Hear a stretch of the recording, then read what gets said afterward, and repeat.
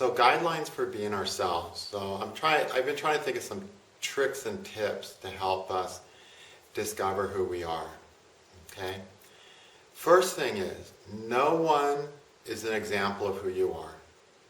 No one is an example of who you are. They might sort of be a glimmer of an idea of who you are at best. So you really want to remember that no one's an example of who you are. So when someone shows up as an example, tells you a story about their lives, like in the last video I told you an example of what I am as an astrologer. Okay? That's not useful to you at all. That's never going to help you discover who you are. Okay? You're not Ernst, thank God. All right? All of us are something unique. It doesn't matter how many billions there are, how many billions will live on this earth in all time. God's beauty is that each one of us is formed differently. Even twins. Even my twin girls born a minute apart, boy, are they two different little monsters. Grown-up monsters. So what an example is someone who is themselves, and wow, their lives work. Look at that freak over there. Look at that freak Ernst. He has a job that he likes. People want to talk to him. You know, all an example is wow, you can actually be yourself and life works better than if you're not. So any good example is only example in that being your unique selves actually works in this world.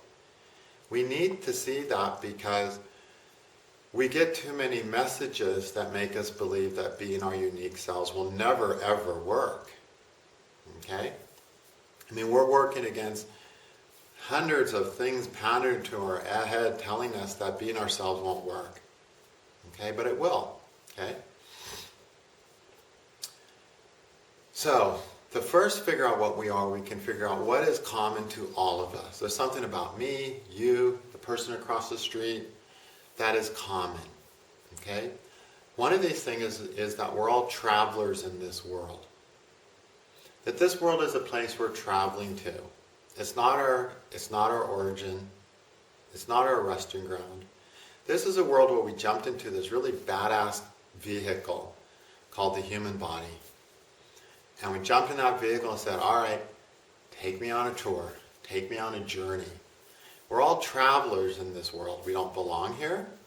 We're not going to stay here. And we didn't come from here. And we are in the ride of our lives. So, we're travelers. And we're here on a journey of adventure. It's really what we're all on a journey of adventure.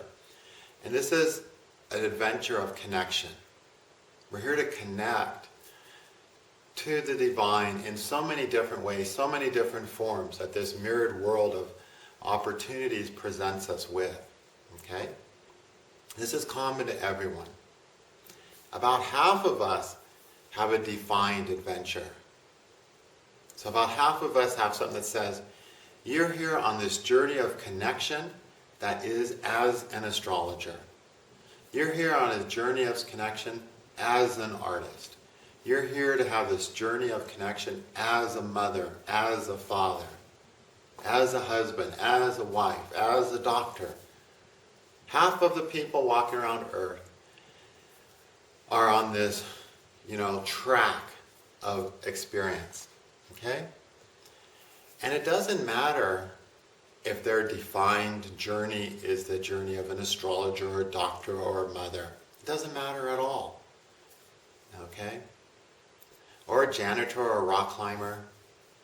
It doesn't matter at all. There's an essence underneath that. Because see, none of us are astrologers. None of us are rock climbers. None of us are doctors. None of us are mothers. None of us are those things. There's an underlying essence behind that.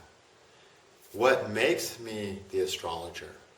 What makes someone a rock climber? What makes someone a mother? There's an essence there. That's who we truly are.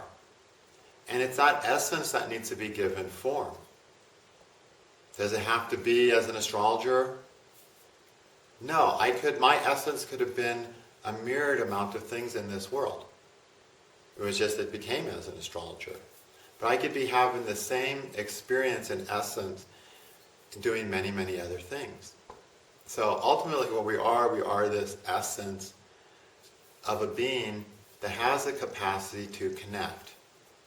And through connecting, engages in a journey of connection. Okay? And who knows what it's going to be? It could be anything. And it's not always your job. It's not always how you make money. Some people like me, okay, I make money. Do mothers get paid for having babies? Do they make money being mothers? Do fathers who's on a journey of connection by having a child, do they get paid to have a child? No. They're on that journey and they go, how can I pay for the food my body needs and my child needs? Oh, this is a useful job for that. This job supports my journey. So it's not always that the journey you're on is here to pay your way. Okay? The journey you're here to live, there's always a way to pay for it though. It'll happen somehow. Okay? You'll find the best way to pay for it, and then you'll make a commitment of love to that. So remember, we're here for an experience of a journey, and we have that experience. It's an experience of connection in a myriad of ways, and some people have it in a defined way. Half the people. Okay? Which means they're always going to be intent on getting back to that journey. So when us people with defined journeys show up here, we go on vacation with our loved ones. And after 5 days, there's been a part of our mind on the vacation, and then there's been a part of our mind that's still walking that defined journey. And then after a few days, all these connections build up, all these possibilities build up that we want to explore. We want to rush. I want to rush back home to my software, my astrology software, my Sanskrit books. The rock climber wants to rush to that cliff that kept beating him on that really tough climb, because now he's made a connection to that rock, and he can climb it now. He knows he can climb it now, and he can't wait back to get back to climb it. So, we always come back to that adventure if we're defined. Okay? And people who have a defined journey, life is easier for them. Not because it's easier. It's because of the social conditioning. The social conditioning says, what are you going to be when you grow up? Find something. You need to find what you're going to be when you grow up. You don't have to. If you do, great. That means you have a defined adventure. And even if you have a defined adventure, but it's not a real job, oh, you just want to be a mother? Oh, you just want to be a rock climbing bum? It's like you're not given permission to be, to be that. When I was 10 years old, I told my mom I wanted to be a magician. She said, well, maybe you should be a doctor. I said, okay, maybe I'll be a doctor and I'll just do some magic shows on the side. And here I am, an astrologer. And I predict the future, which is magic. I became a magician. I had the essence of a magician. So, now of course you can see it can mean so many different things. So we're told to become something, but then we're told to become something that's not us. And we're told to become something safe, the doctor, the lawyer. So the world is rarely supportive of who we really are. If you want to be a doctor or lawyer, if that's who you are, if you have the essence of a doctor or lawyer, then you're really lucky. Because almost any culture you're born into is going to be so proud of you. But if you're pretty much got the essence of anything else, you're going to meet resistance. Even as a defined person, you're going to meet resistance. You'll know what your journey of adventure is. Yet someone will say, oh, that's not safe. That doesn't make sense. Don't waste your time on that. Okay? Don't waste time on your journey of connection, which is the only reason you're here. It's what you're here to experience. Okay? So we can't listen to that stuff. Then there's the people who are undefined. They're not on a defined journey of, I'm going to make a connection as this. I'm going to make a connection of love as this, or through this, or in this way. They're here to make a connection with really ultimately all of creation in all of its myriad form. There is no limitation of definition to these people. They're not You can make the most deepest connection as an astrologer. When I plug into astrology, when I contemplate astrology, I make this connection. I mean, it's like love. It's like having the love of my life in my arms. And then my girlfriend's mad because I'm not calling her. That's what used to happen to me in my 20s, you know. Because it is that wonderful. It is a connection of love. It's where love is connection, where we're connecting to something in a way that's us. It's the experience of connection and love. And it's thrilling, it makes us feel alive, and we want more of it, and we don't want anyone to take it from us. Okay? But few people encourage that. Okay? So the defined person knows it. The undefined person on an undefined adventure, they don't know. They don't get a little card that says, you're here to have an adventure as an astrologer of making connection to symbols and knowledge. They don't get that little postcard in the mail. They just get a postcard that says, you're here, baby. Enjoy the ride, you know. And of course, with the whole world saying, what are you going to be when you grow up? Well, the defined person might say, I'm going to be a magician. And Mom says, don't be stupid. But at least the kid who wants to be the magician is like, yeah, I at least know what I want to be when I grow up. But imagine the person who's undefined, who doesn't have a defined journey here, who shows up and they say, what are you going to be when you grow up? Because it's not about a limited way of being for them. It's not about a limited path. It's truly about the essence of who they are. You know? So for me, astrology can be my defined path because I carry with me an essence of connectivity to wisdom, connectivity to knowledge. Okay? All people who are astrologers have that. But so are philosophers, you know? So are lots of people in lots of fields. But it's that essence. And this essence in some people takes on this really clear, this is it. This is the way for you. But in the people who have undefined journeys, there's still that essence. There's the essence of who they are. But it's not just going to be one thing 90% of the time. It's not just going to be, this is your essence, and your essence is going to manifest this direction and this road and this type of vehicle for you, and this journey exactly for you as this or that.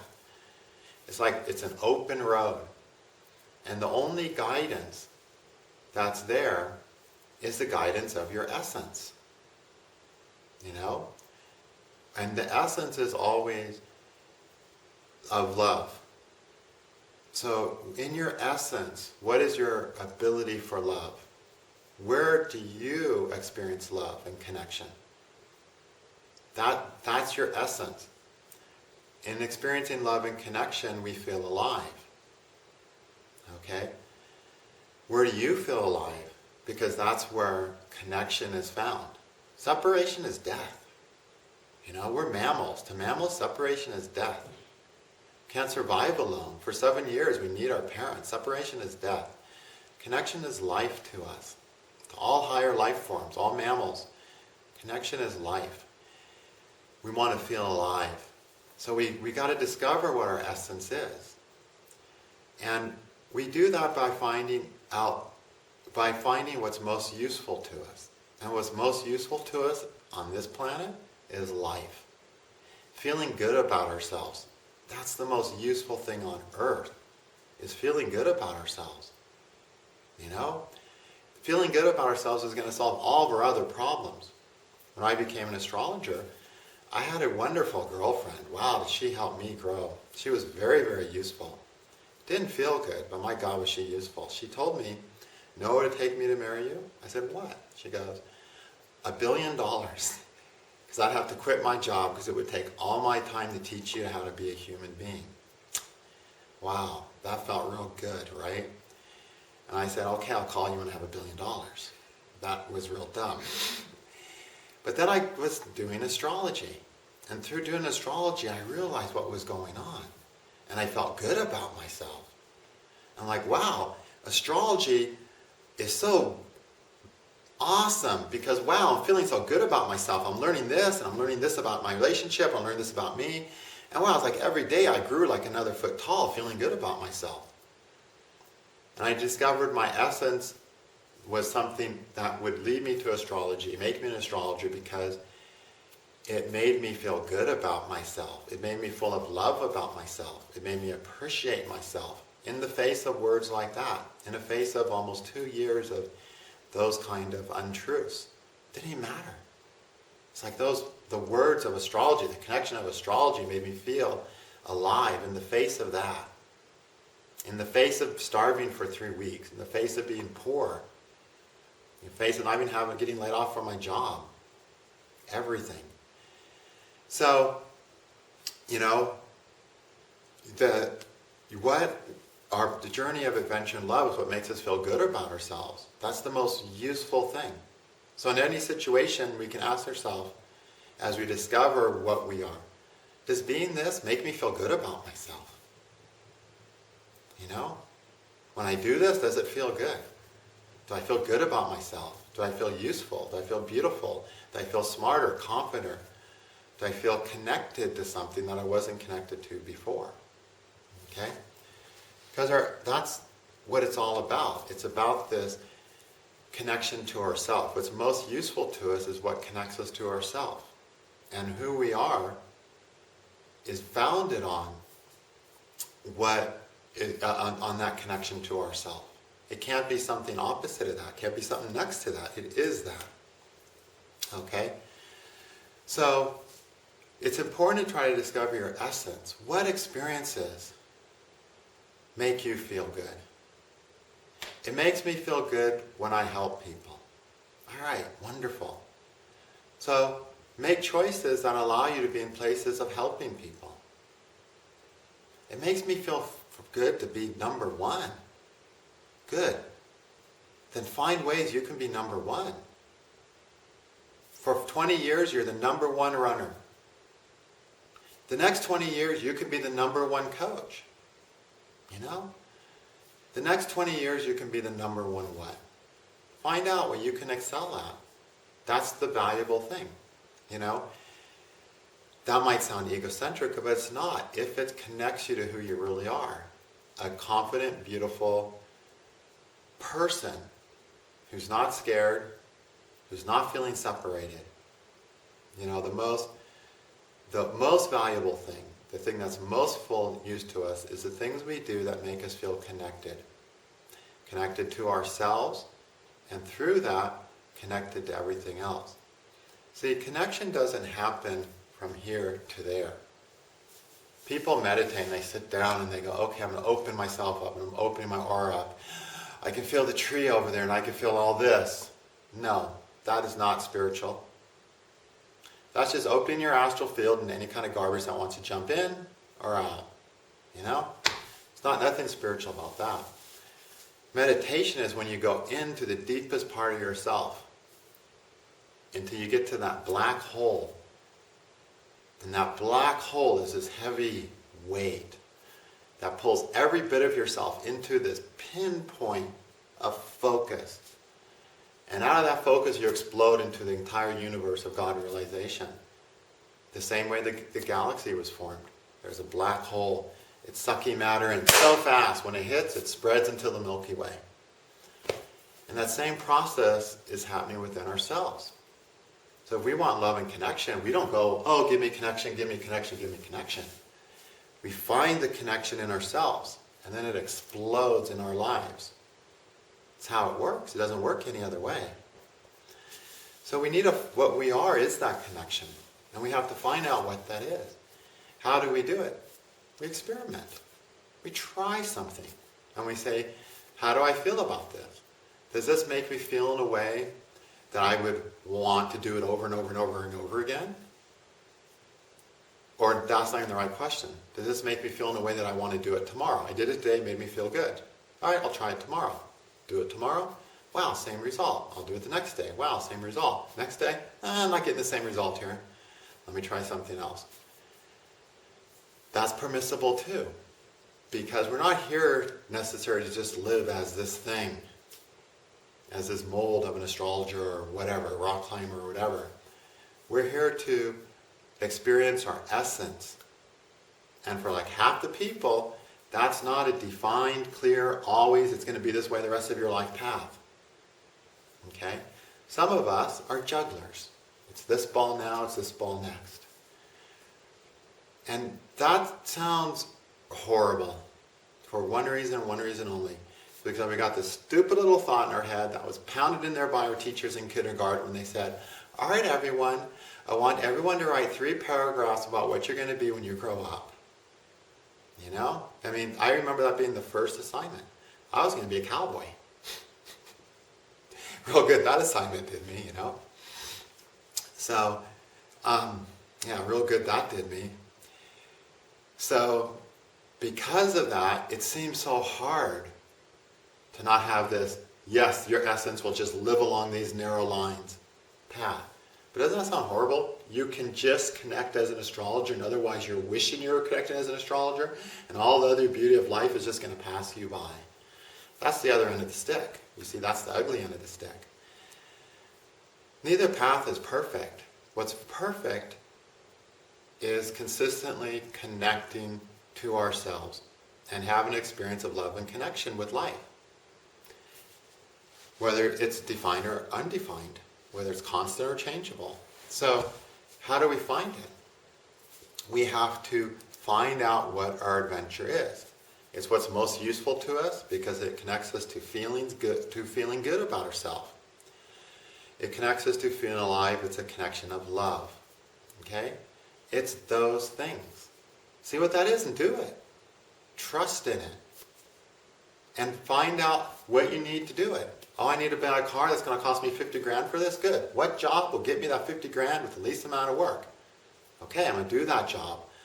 I fulfill my mission, and now I'm on my adventure again. We live in the world of work.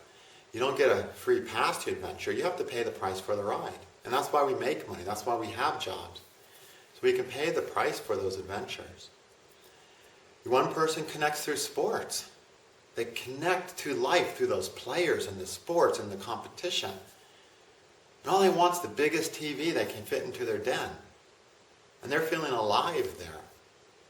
Let them. You know?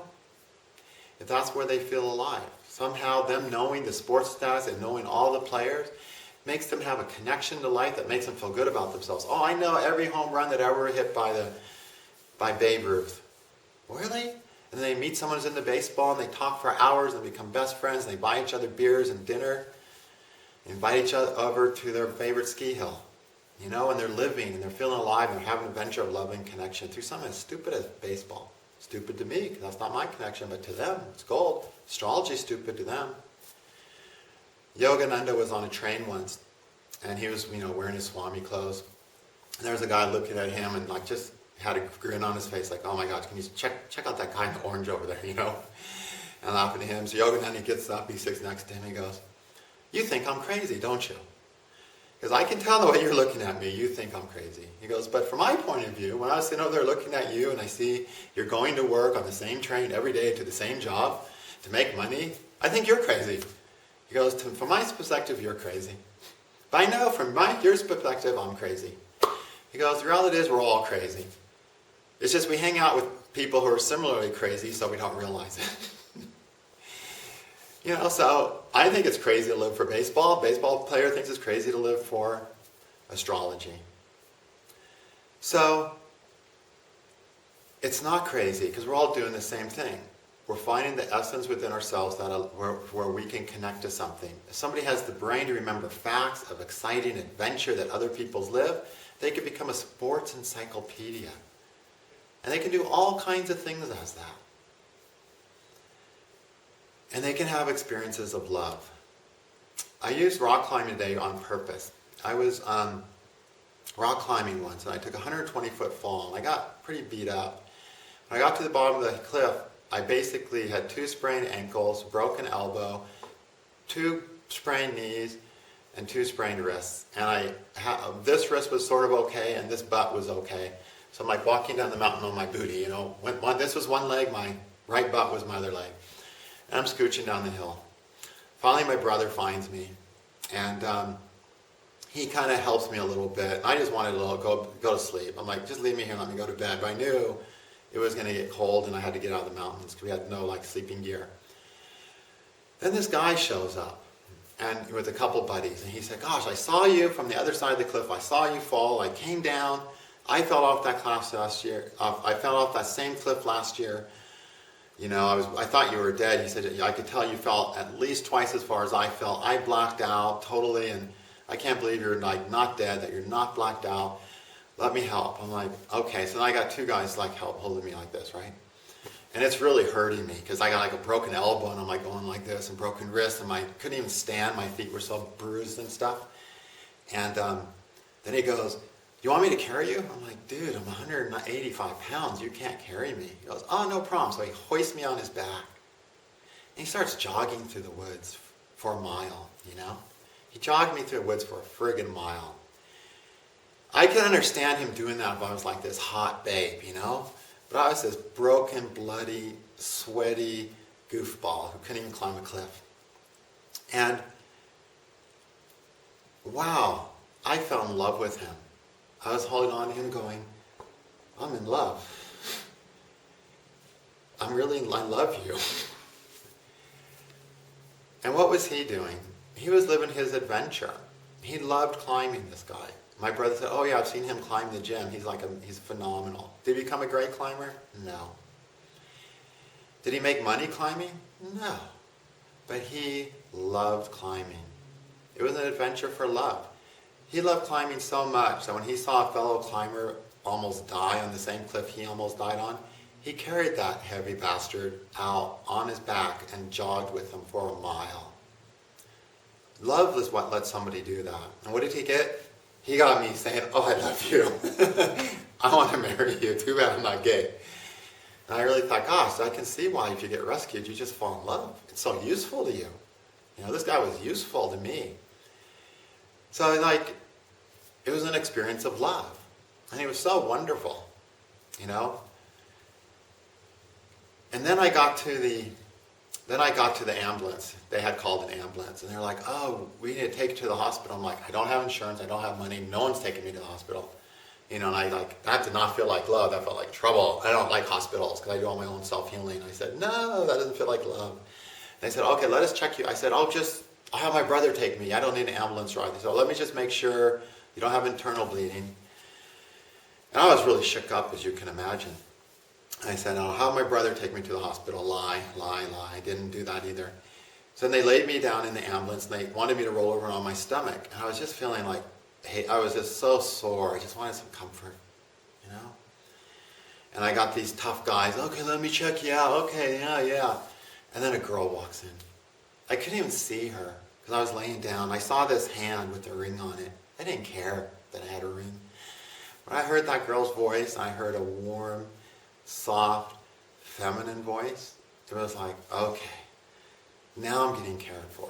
She hardly looked at me. But just to hear the female voice, to hear something soft after falling and hitting rocks for 120 feet on the edge of a cliff, I needed that so much. I fell in love with that girl too. This was like I had two loves of my life in the same day within an hour of each other. And I was so glad. It felt so good to have a female presence. And it was an experience of love for me. And all she was doing was being a nurse in an ambulance,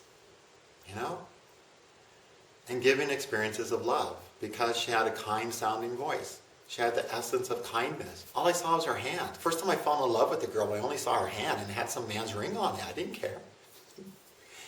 So the point I'm making is, when we're living our essence, this guy was living the essence of an athlete, someone who enjoyed the challenges. That was his essence. It wasn't like, oh, I'm here to climb rocks. I enjoyed the challenge. And carrying you on my back for a mile, that's a challenge. So he enjoyed it and he had the strength to do it. The nurse says, I have a kind, warm heart. The minute I heard her voice, I was like, oh, that feels so soothing. It felt so good to hear a feminine voice. She has an essence of kindness. She could have done that as a nurse. She could have done that as a teacher. She could have done that in lots of ways. But the important thing to me is she did it to me. And I know that these people have beautiful lives because they carried this essence with them. Okay? Their essence was determining their path. He was a climber, but he didn't say, oh, I'm not going to carry a heavy guy.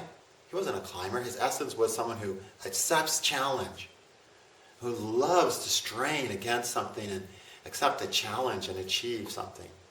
Carrying me over a trail in the mountains on your back and jogging when I weigh 185 pounds is probably one of the hardest climbs he ever did. So the point I'm making is, don't get caught up in thinking you have to be this or that. You just have to live out of your essence. That, just like he did. He was a climber one moment, he was a mule the next moment. And the mule enjoyed the challenge. As I'm like, dude, you shouldn't do this. Why would you want to do this? He goes, oh, it's no problem. He was like happy to do it. The nurse, she can exude kindness at work. In the ambulance, she can exude kindness with a strange kid. She can exude kindness at the grocery store. This is what makes our lives full of love. So don't get wrapped into I have to be this or that. You have to find your essence and make the choices that support that essence. And how do you make those choices? You ask yourself, does this feel good? Meaning, do I feel good doing this? Do I feel good about myself doing this? And then, is this useful to me? Does it help in the most important way? Does it connect me to my essence? If it does, I feel alive, and I have enough energy to carry Ernst on his back for a mile. Okay? That's alive. Having that energy to carry someone on your back for a mile. To carry whatever it is on your back for a mile. And without that energy, it's drudgery. We feel burdened and we're caved in and we can't stand up because there's this weight. So we need to get in touch with that essence, okay? Now, there's certain things that get in the way of this, okay? And that is, we need to understand what we're not. Okay? Everyone is here, is an adventurer, is a traveler on the adventure of connection. Find out what your special connection is. And live that essence, either as one thing 90% of the time, or as 5 million things 1 second at a time. Find out, and your life will work either way. I know it doesn't make sense that you can do 5 million things a second at a time and have a good life. But you can. Okay? So we also need to know what none of us are. There's something that no one is, but many people like to pretend to be. Otherwise I wouldn't be mentioning it. None of us are beggars for love and validation. Okay? None of us are beggars for love and validation. One of the big things that keeps us from following our essence, discovering our essence, is the need for love and validation for others. Okay, why do we have this need? Well, we have it because we need connection. Okay? Because we're mammals. We're dependent. As infants, we're dependent as children. Our survival requires people to like us enough that they're going to feed us. It's dependent on mom being happy with us when they feed us, or mom scowling with us as she tosses us a bowl of what's going to taste like slop because of her attitude. So we get in the habit of not looking for our essence and not being ourselves, and we get in the habit of thinking, what can I do to get this person to love and validate me because it's critical to my survival? And then it's not critical for our survival because we have a job, but we still think it's critical for our survival to have love and validation.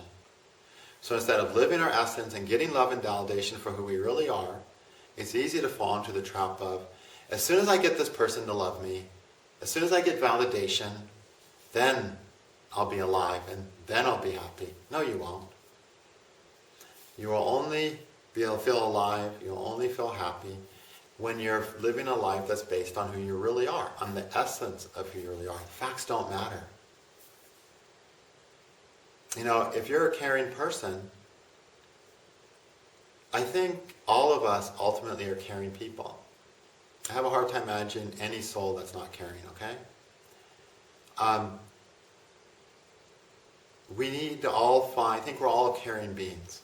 And see, when we discover the essence of care within us, which we all have, some of us might have it shoved away in deeper crevices than others because of our unique upbringing.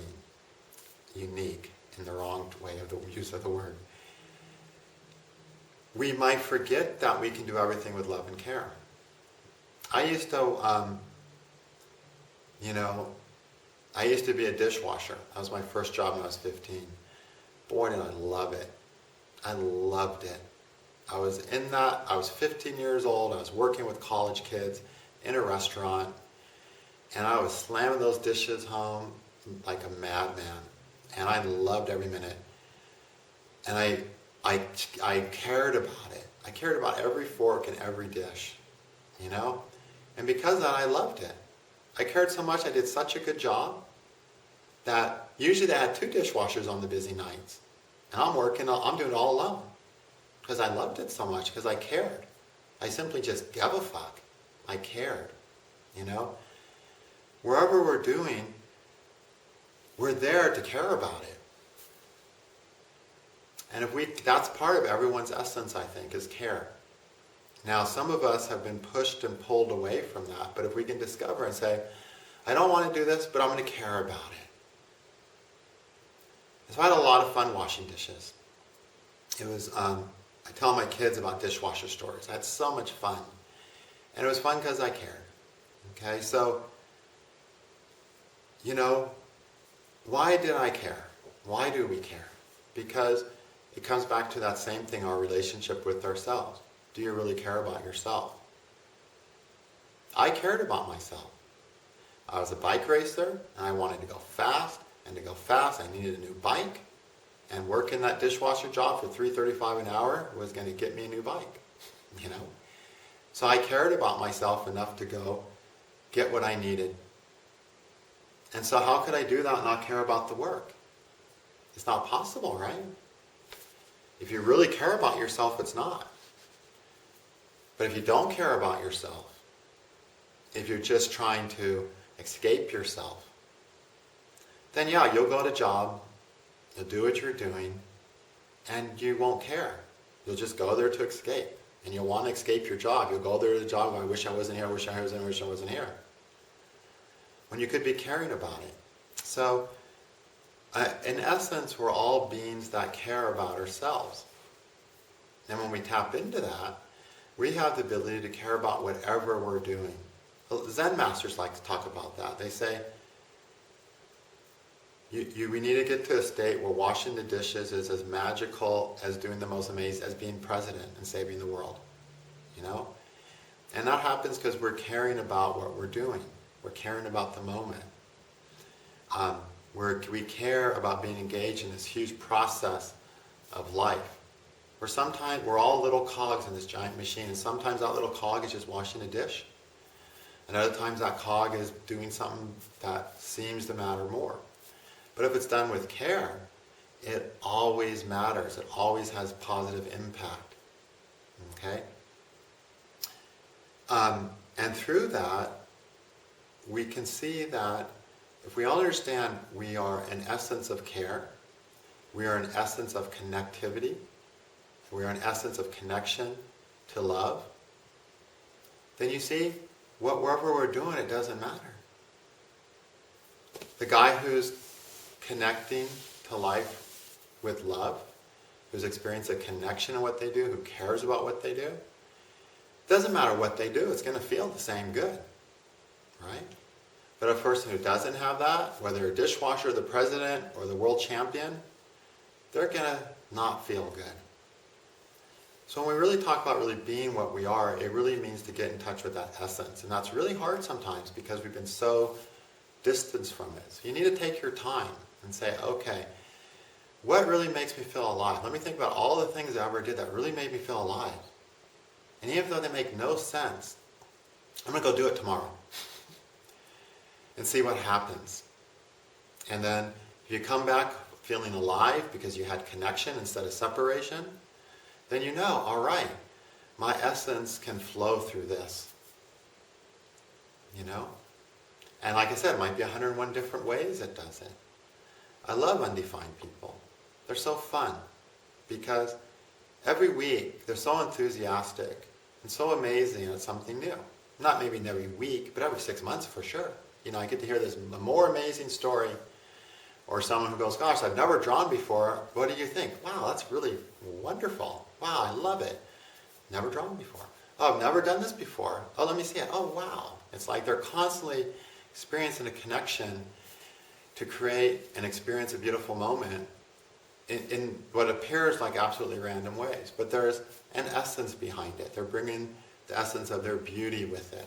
And that's what we need to discover and live for. Because we can't all live for, oh, I'm going to be a fireman, oh, I'm going to be a cowboy, I'm going to be the president, I'm going to be an astronaut.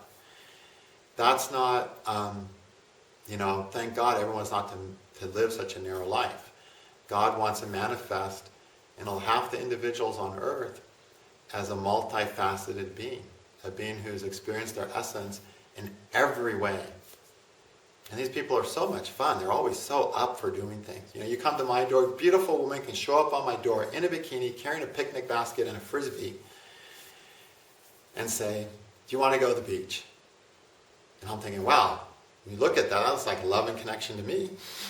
And I'm going to go, actually, I have to teach a class. See you later, babe. Slam the door in her face. Right? But a person who's always ready for love and connection in any form it takes will take it in any form it's there. And it's always there in some form. Okay? But oftentimes people miss that because they're so focused on saying it has to be this one form.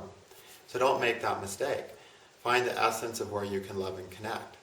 And if you have these people in life, you'll know because they're always so up and ready to do something. And it makes them a real joy to spend time with. And it makes them capable of having joy 24/7. Okay? I think I covered everything. All right. How do we find out what our adventure is? Like we said, it makes us feel alive, and it makes us have a connection of love. And as Srishti said, I have to quote her on this, it's not an orgasm.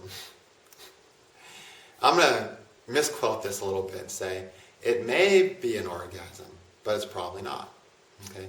Sex makes people feel connected. Sex makes people feel alive. And maybe, I think there's some people born where that truly is their essence, to experience love and connection through sex.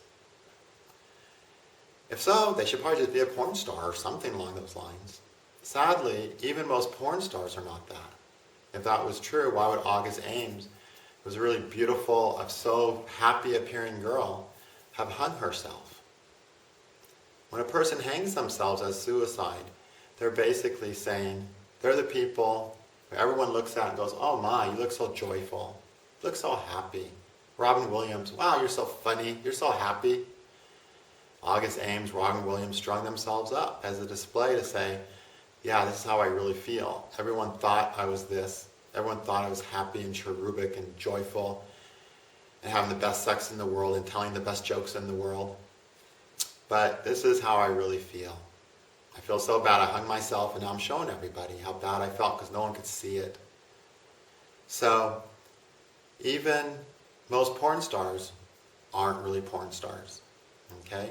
But I think there's truly some people out there that are really here to experience connection through sex. But I don't think it's good to think you are that person because it's too easy to deceive yourself because human nature as mammals is to experience love and connection through sex. Okay? And to feel alive through sex. So it's easy to make it an addiction, to make it an escape. Just like drugs. Drug can make people feel alive and connected, right? But I think there's even less people here who are meant to feel alive and connected through drugs. That's their true essence, okay? So do remember there are things that make us feel love and connection, but we're probably really not those things, all right? And you'll get plenty of those highs in life if you're truly living ourselves. You'll get all the sex you need. You'll get all the orgasms you need, They will come secondhand. They'll come as part of the parcel, okay? So I hope that helps reduce some of the pressure because it's so hard to feel pressure. I have to be this. I can't have love unless I'm this. How am I going to have love? How am I going to know what I need? What's useful to me if I don't know if I'm a fireman or a baseball player? No, forget all that. What's the essence of life experience that makes you feel alive? Make the choices that support you in that are useful for you to have that. Those are your right choices. Okay? Make choices where you being that is useful for another person. Make a choice where being that is useful to your employer. Make a choice where being that allows the place you live to be a useful place for you. And it can take a lot of thought to get in touch with that essence. We all had it as kids, you know. I wanted to be a magician. That was an essence. So look back at the stupid things you wanted to be. I wanted to be a cowboy. That's an essence of me too. Okay? It is, you know. So look at the things we wanted to be as kids. The stupidest things are the best. And find your essence if you've had it pushed away from you by the world. And remember, none of us are beggars. None of us are beggars for love. And don't beg for love, don't beg for validation, which means don't do things to get anyone's love. Don't do things to get your mom's love. Don't do things to get your dad's love. Don't do things to get your spouse's love. Don't even do things to get God's love. Do what makes you be love. And then you'll have God's love. And then you'll have the love of your spouse. And then you'll have the love of your parents. Okay, you'll have love with your parents even. Wow, I know it sounds impossible. Otherwise, beggars don't get anything. They get little charity, a few scraps thrown at them, but never enough to be filled. Okay? So we have to fill ourselves with their essence. That's what it truly means to be the sun and live as ourselves. It's a huge topic, and we can say so much of what we do with astrology is simply finding out who we are. Looking at that chart, what is my essence? You can understand that. You say, oh, what am I really like? Oh, but that makes sense. I always liked that, you know. Yeah, that does make me feel good. You know, we can figure it out as we read our charts and get our charts read. More importantly, it's not that our essence is this invisible thing. It's this big light. It's the friggin' sun. But you know how on those days it's so cloudy that you can't see the sun? That's what our lives can be like sometimes, where there's so much stuff on top of us, so many wrong ideas, so much pressures, so much fears, you know, so many what feels like impossible needs that we can't see the sun. We can't see it. So a lot of finding our sun, finding our essence, finding our uniqueness and connecting with love, we find that by getting rid of these other things, taking those clouds away. And that's really where astrology is one of the best things. Like if you learn about the Lajitadi Avashtas, which I have 2 big courses on, and you learn about what Rahu and Ketu are doing in your lives, and how these troublesome things are creating these blankets of clouds, these heavy, gloomy clouds, which prevent you from seeing the sun. And all you do, as soon as the clouds go away, there's the sun. Okay? And it's always just a matter of time before the sun comes out, right? It always is. It always comes out eventually. But if you work with astrology, that's one of many, many ways to get that clarity. Sitting and being with yourself, contemplating, having terrible meditations is a wonderful way. What are terrible meditations? Well, terrible meditations are when you sit down and meditate, but you can't. Instead, your mind's thinking of all these things you want to be. Your mind gets filled with, these inspirations, you know? And you're not really focusing on your meditation, but you're getting in touch with your essence, the thing inside of you that's boiling to come out and bring you joy and connectivity and to bring you committable love once you are in touch with that. Okay? I hope that's sufficient. This can feel like a really vague topic because it's about your essence. And it's unique, and there's no examples. There's only examples that it's possible. Okay? And that's, so we have to, by seeing others have done it, we can say, if others can do it, I can do it. They're human, I'm human. And then you find it in yourself and live it. I almost forgot one of the most important guidelines for finding our true selves. And that is to focus on our true self, on what we really are, which means to focus on our strengths, not our weaknesses. We're not our weaknesses. Our weaknesses are Saturn. They're the furthest thing from the sun. Our strengths are the sun. This is our true self, revolves around our sun. Saturn is our weaknesses. It's what we're not. It's what we're not good at. And then we all have things that we suck at. And what are we supposed to do with those things? Ignore them. That's why Saturn's said to be stupid, unable to speak, and has a broken leg. Okay? Because he's not supposed to do anything. But it's really easy to confuse those things with who we really are, what we're really supposed to do here, and how we can really find joy. It's not. Ignore what you suck at. Ignore what's wrong with you. Focus on what is you. Okay? Saturn's the darkness. It's what doesn't work in your life. The sun is the light. It's what does work in your life. So, if you're not noticing your strengths, then it's probably because you're focusing on your weaknesses, possibly. Okay? And I'm not saying we're not supposed to work on our weaknesses, but that's what we do on our day off. Okay? That's what we do secondarily. The priority has to be we have to focus on our strengths. Every kingdom that became strong did it because they were strong in something. They focused on their strengths. Okay? Then there's time to take care of the weaknesses and balance out a few things. But those aren't the things that have to do with our essence, who we really are. Who we really are has to do with our strengths. Okay? So remember, you're not what's wrong with you. You're not what you're not good at. You're what you are good at. That's going to pave the way. Okay? Now, one of the things that we're not is our fears. Okay, this is in the same line as this. Fear is what is the number one thing that causes people to not find their true self. Because when there's fear, a person doesn't look for their true self. Instead, they cling to something for security. They'll take anything that will make them not feel scared of being alive on this planet, even if it's not their true self. And then they get stuck there, they get committed there, they get locked into there. Okay?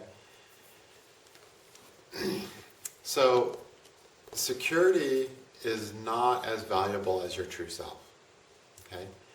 But this fear thing that we have makes us feel that if I take time finding my true self, something will go wrong and I won't survive, or this will happen, or I can't live like this. You can live you can live any way in this world if you have your true self.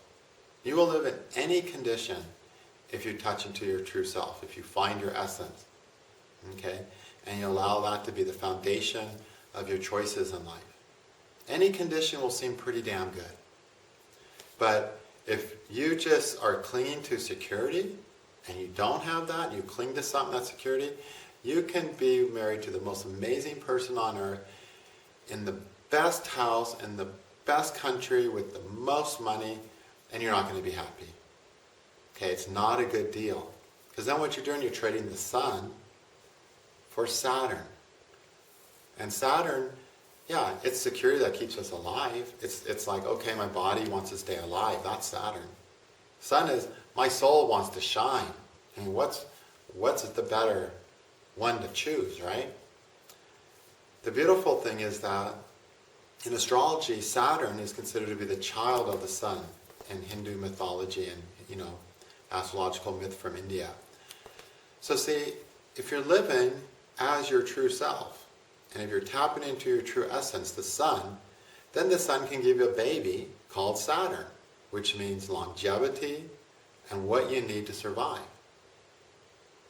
But if instead we confuse the child, Saturn, with the father, the sun, and we say, I'm going to focus on Saturn, I'm going to focus on my fears, I'm going to focus on my weaknesses because those are the things that can cause me to suffer, and I'm going to focus on security and staying alive, then you're trading in something you're going to get for free without any of the other benefits as soon as you start realizing what your essence is. It's a terrible, terrible deal to get confused with Saturn and this. You know what kind of deal it is? It's a deal where there's no love at all.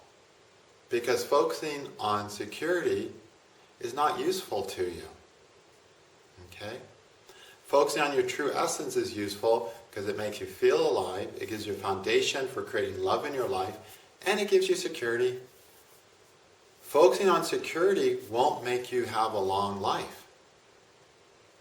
Okay? Because you're going to be depressed, you're going to be miserable if you don't live out of your true self. And you'll die young. Or you might even jump, kill yourself. If you're not living your true self, your longevity gets shortened. So it's not useful you to focus on what you're not. It's not useful to focus on your fears and let them decide what you're going to do.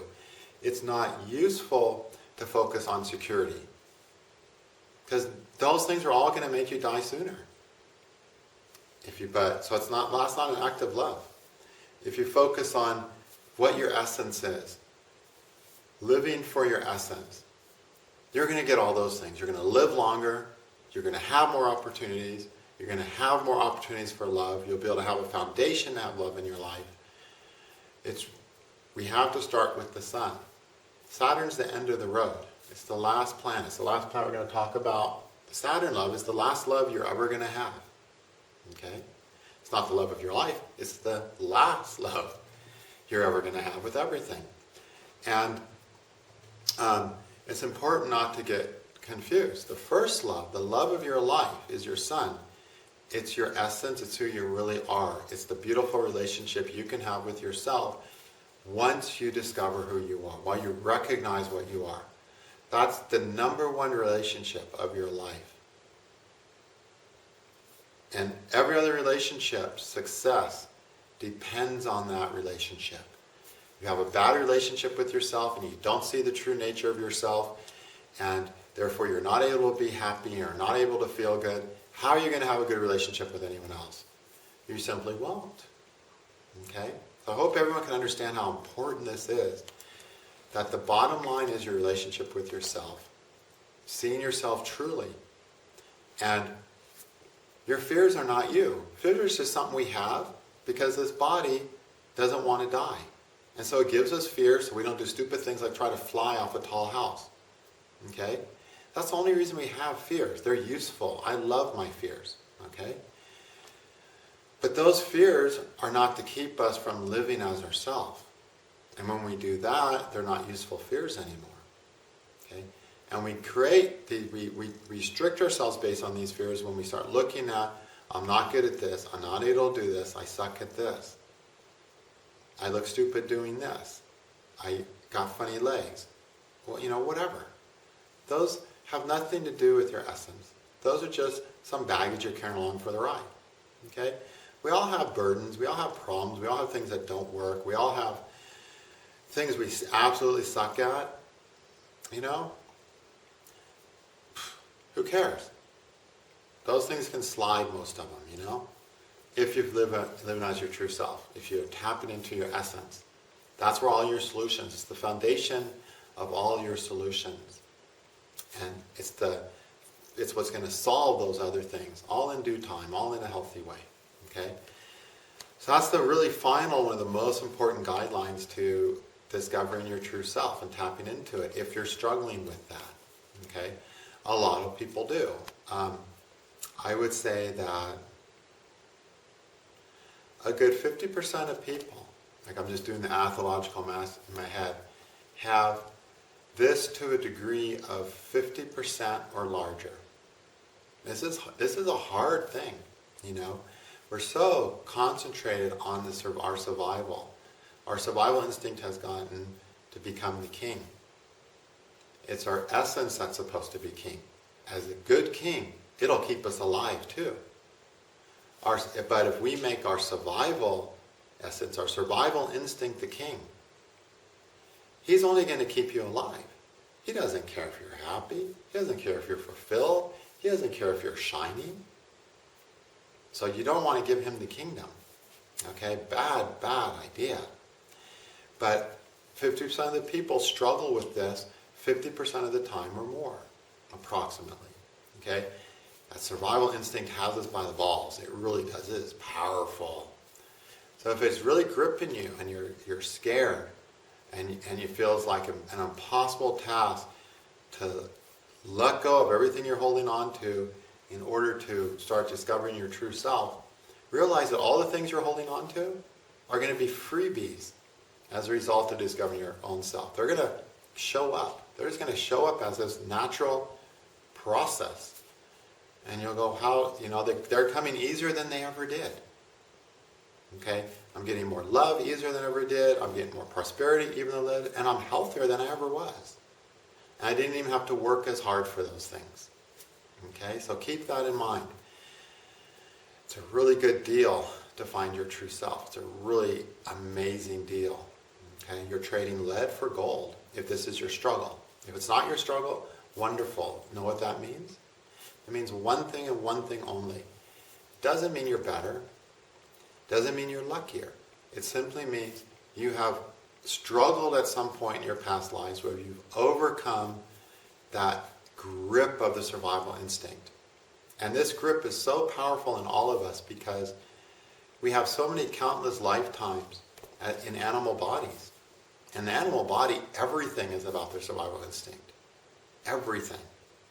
The beautiful thing about human is that being human means everything can be about the divine and not about the survival instinct.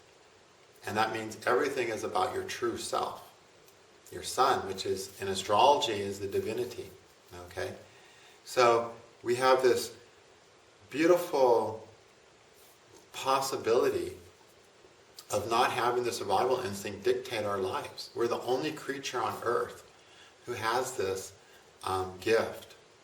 That's why we're the only creatures on earth who get enlightenment. Okay?